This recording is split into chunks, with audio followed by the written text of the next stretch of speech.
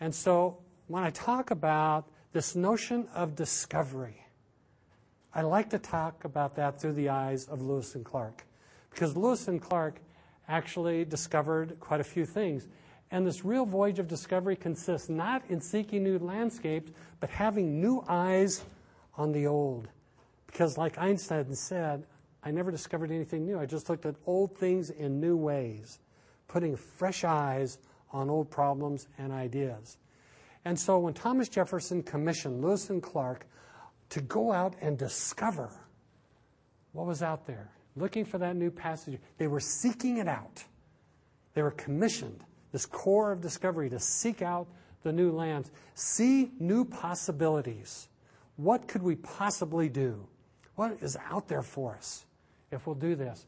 And to convey that destination back to everybody that Jefferson wanted to hear about, these new lands. And when you do that, it attracts others to explore with you. You begin to give other people the courage, the inspiration to do new and different things. So it's that act of discovery that is so important. Now, Mid-Columbia Medical Center is located in Oregon. It's in a small town called The Dalles, Oregon. It's 85 miles due east of Portland, Oregon, right on the Columbia River. So we live in a very beautiful part of the world, right on that Columbia River that Lewis and Clark was sent to discover, that passageway to the Pacific. It's also known as an area for windsurfing. It's the number 2 international site for windsurfing in the world. It's Hawaii and it's the gorge between the Dalles and the town called Hood River. Beautiful vistas, Mount Hood, Mount Adams, Jefferson, Rainier, all of those things are in our backyard. Phenomenal beauty. That's what we're surrounded with as human beings that live in this area. Art, beauty, nature are all part of who we are as human beings, and this is where we live. It's a very conservative area, known for dryland wheat farming. It's also known for its cherry orchards. Very conservative area. In the States, they voted Republican since Lincoln. And so they are a very conservatively minded group of people. But they had the courage to do some new and different things. Courage to discover things. Look at things with fresh eyes. So what is possible in a small rural hospital? 49 beds. We had 26 different corporations when I left. A third of those are for-profit entities. 1,200 employees. $130 million of revenue every year. We are cooking. If it was moving and shaking in healthcare, we did it. We weren't in the hospital business. We were in the health and caring business. It's a bigger picture. It's a bigger landscape. It's a bigger Camelot if you look at it from a health and caring perspective. And you saw, anything is possible. What is possible here with all of your abundances of resources and talent and people? Wow, anything is possible here. I don't want to hear yeah, but out of anybody. Look at all of the resources, all of the abundances you have.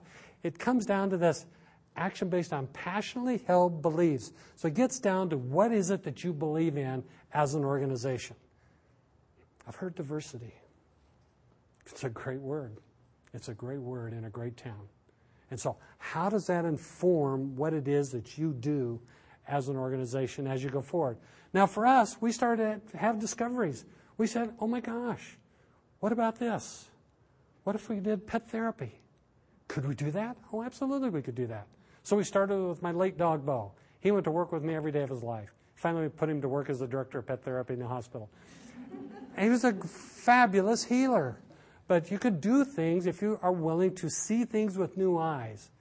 Those eyes of discovery, new possibilities, things that will push the envelope on healthcare. And so access to information becomes a huge thing.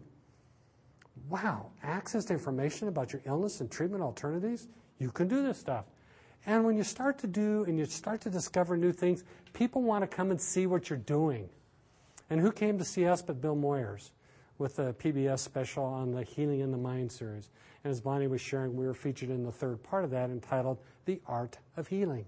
He thought we'd captured the art of how we heal as human beings. Not treat, not procedures, but the art of healing. And then every once in a while, you begin to discover that you too can do something that has never been done before in healthcare.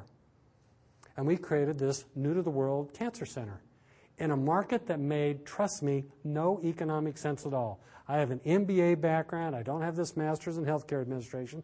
I have a master's in business administration. It's all about making money, debits and credits. I know how to do financial planning and all of that stuff. And when we did this, trust me, it bled red ink. And I kept using fancy words to the board like, trust me, I think this will cash flow in about 3 years. This is our gift back. All of this fancy language so I could do this. First year of operations, we had patients come from a 7-state radius. It's now a 30-state radius. Oh, yeah, plus Canada. We've had patients from Toronto come to the Dalles, Oregon for their cancer treatment. Why? I'm assuming you have great cancer centers here in Toronto. Why would they come? Why would they make that journey? It speaks to them in a new and different way. It speaks to it from their perspective, not ours as healthcare providers. I'll talk more about that here in a minute. For many people, achieving success via the traditional business model is enough. For other people, for whatever reason, this is not enough. They begin looking around and become more sensitive to ideas that are new and different. They suddenly see different messages, different insights, different worldviews, and say, I like that better than mine. So you start to look outside your traditional walls, your traditional scope of influence, and what it is that you're possible doing. So how can your organization start to make courageous discoveries? What could you start to do? This is a huge problem in healthcare. This idea of C's get you degrees, good enough is not good enough. Getting by is not okay. We've got to start to bust out of that. This C's get you degree stuff drives me crazy. And so this getting by is not okay. You've got to be willing to push the envelope. And you might be saying, hey, not my job. That's Ken White's job. That's Ian's job. That's what Bonnie's supposed to do. That's not my job. Each and every one of us are responsible for pushing that envelope each and every day, or we're done.